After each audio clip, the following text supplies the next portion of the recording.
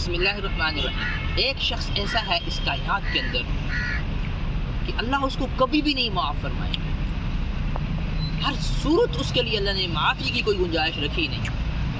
ہر زانی کو اللہ معاف کر دے گا، چور کو اللہ معاف کر سکتا ہے، اللہ چاہے شرابی کو معاف کر سکتا ہے، گناہگار سب سے بڑا ہی گناہگار کیوں نہ ہو، جس نے گناہوں کے ڈھیر لگا دی ہو، اللہ اس کو معاف کر دے گا۔ یاد رکھو، ایک شخص جس کو اللہ کبھی بھی معاف نہیں کریں گے، ان اللہ لا یغفر ان یشرک بہ ویغفر ما دون ذلک لمن یشاء ومن یشرک باللہ فقد افتری اسما عظیما۔ جو اللہ کے ساتھ شریک ٹھہرائے، میرا اور بھی معبود ہے، اللہ کے علاوہ اور بھی کچھ کرنے والے ہیں، صرف اللہ کی ذات کرنے والی ہے، اور کوئی کچھ بھی نہیں کر سکتا۔ میرے بھائیوں، اللہ رب العزت سے دعا ہے، اللہ کریم مجھے آپ کو اس ایک زہر آلود ایک اندر سے ہلاک کر دینے والی جو بیماری ہے، یہ جو گناہ ہے شرک، اللہ اس سے ہماری حفاظت فرمائے۔ اللہ کے نبی صلی اللہ علیہ وسلم نے فرمایا، یاد رکھیں، ایک شرک حقیقی ہوتا ہے، اللہ کے ساتھ کسی کو شریک ٹھہرانا، ایک شرک مجازی ہوتا ہے۔ جیسے اللہ کے نبی نے فرمایا، من رأى صلاۃ فقد اشرک، جس نے دکھلاوے کے لیے نماز پڑھی تو تحقیق اس نے شرک کیا،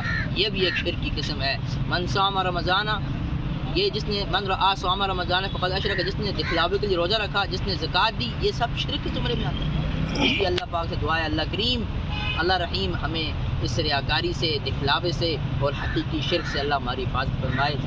اللہ میرا آپ کا، ہم سب کا حامی و ناصر ہو۔ السلام علیکم ورحمۃ اللہ وبرکاتہ۔